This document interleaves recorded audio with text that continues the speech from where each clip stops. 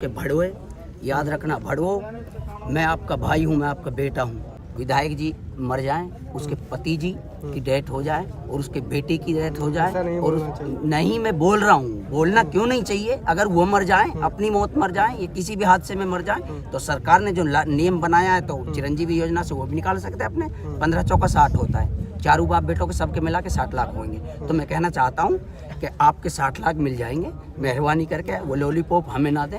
अपना हाथ कटवा ले, मैं 15 लाख दूंगा। 1 किला मेरा वहाँ आ रहा है हरियाणा में, वो भी नाम करवा दूंगा। इनसे कहना चाहता हूँ सत्ता के दलालों से, का बन जाता है ना तो कहीं ना कहीं जबड़ा तोड़ने की ताकत रखता है। अगर जबड़े पे पड़ेगा ना तो टूट जाएगा। इंशाल्लाह वक्त आएगा तो मुक्का नहीं हथौड़ा लगेगा। माँ ने दूध पिलाया, आए नहीं यहाँ। अगर तुम्हारी माँ ने दूध पिलाया है तो आओ बेटे, तुम भी आओ साथ में। मेरे भाइयों की बॉडी रखी है और वो कह रहे हैं कि 21 लाख का फैसला करवा दिया, तालियां बजा दो। शर्म आनी चाहिए इन लोगों को, कुएं में डूब के मरना चाहिए। हमने जलील जी से बात की, उन्होंने कहा कि हमने तालियां नहीं बजवाई, नहीं मैंने बजाई थी, लेकिन लोगों ने जोश था, मैंने जो बात की उसके ऊपर उन्होंने जोश में आके तालियां आपको वीडियो दिखाऊं, आपको वीडियो दिखाऊं। ये झूठे हैं, ये मक्कार हैं, ये फरेब हैं। इन्होंने हमेशा धोखा किया है और गांव के लोगों के अंदर जो कहीं खौफ था कि कहीं केसेस ना लग जाए। अरे मेरे पे लगाओ ना, कितना केस लगाया तुम। अमीन भाई, कोई फ़र्क नहीं पड़ता, कोई हमें कुछ भी कहे, हमें लड़ाई लड़नी है और अक्सर हमें ये सत्ताधारियों से लड़ाई करनी है जिन्होंने हमें गुलाम बना दिया। मत रखो, क्योंकि अक्सर व बेशतर हमें ज़्यादातर डरा दिया जाता है, हमें धमका दिया जाता है। मैं वो पता लग रहा है, लेकिन नहीं, मैं खुलेआम कहना हाँ, कोई भी सत्ता का जो वो हो ना, वो बिल्कुल भी डराने की कोशिश न करें। और चाहे कोई सत्ताधारी हो, क्योंकि हमारे आपस में वैचारिक मतभेद हो सकते हैं, लेकिन हम आपस में एक जगह रहेंगे अगर कहीं इंसानियत का कत्ल होता है। अब ये लोग डराने की कोशिश कर रहे हैं, कभी कहीं माँ को, कभी मुझे, लेकिन मैं डरने वाला इंसान नहीं हूँ। क्योंकि अगर डरने वाला होता ना, मैं बोलता नहीं। मैं आपके मीडिया के माध्यम से कहना चाहता हूँ, चाहे आपको कौन लोग डरा रहे थे?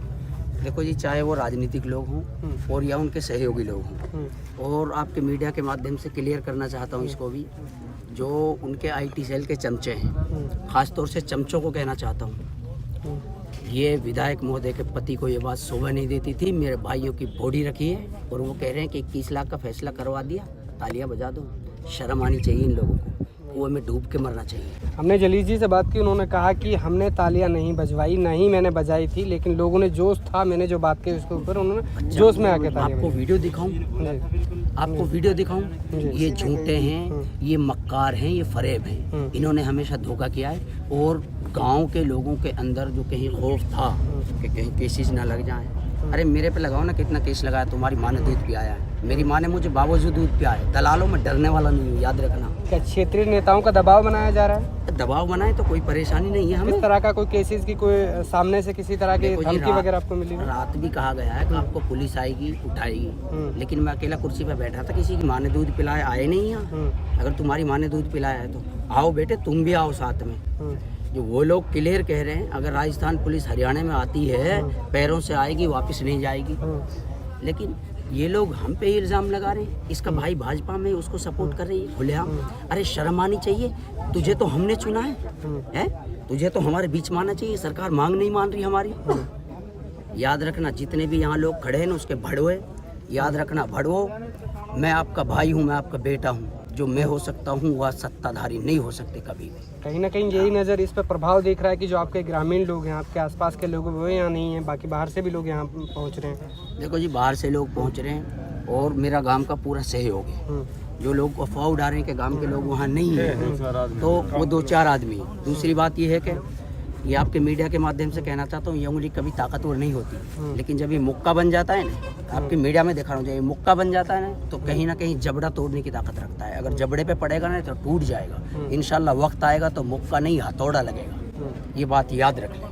कहीं ना कहीं इस मामले में भी राजनीति की जा रही है। राजनीति की जा रही है खुलेआम। उसके भाई का उस पर दबाव है, वो खट्टर का गुलाम है। और ये गहलोत सरकार के बदले में यहाँ हमें कह रही है इस चीज़ के लिए हैं। इसको तो ये चीज़ कहनी चाहिए थी कि मेरी सरकार मांग नहीं मान रही, मैं आप लोगों के साथ में हूँ, मैं आप लोगों को सपोर्ट में हूँ, यहाँ आके बैठना चाहिए धरना पे। तो मेवात के पंच सरपंच सभी को आना चाहिए, यहाँ बैठना चाहिए। कल को आपका भी बेटा हो सकता है, कोई भी हो सकता है। जिस दिन शवों को दफनाया गया था उससे पहले जो मांगे रखी गई थी, जिन पे कमेटी जो आप लोगों ने बनाई थी, उसका कहीं ना कहीं सबका सलाह मशुरा हो गया था, तो क्या क्या मांगे थी, लेकिन उसके बाद जो मांगे नज़र आ रहा है कि कोई सरकारी नौकरी भी सामने नहीं है, और जो 20 लाख की बात कही गई कि 20-20 लाख दिए जाएंगे, वो भी नहीं है। तो क्या क्या बातें उस दिन हुई थी? देखो जी, 20 लाख की जो बात है, अगर 15 लाख जो आते हैं वो चिरंजीवी योजना से आते हैं। ये हराम में नहीं दिए।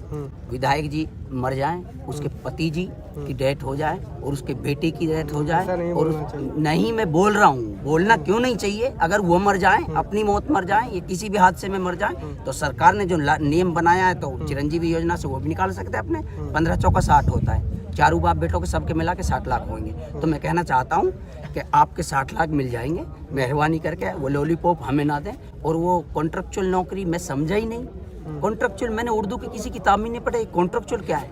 ये कितने बेवकूफ़ लोग बना दिए हैं कॉन्ट्रेक्चुअल। अरे गधो, बेवकूफ़ो, अहमों को याद रखो। कॉन्ट्रेक्चुअल ये होता है कि किसी आदमी को ठेके पे छोड़ दिया जाए 2 साल के लिए, 5 साल के लिए, है।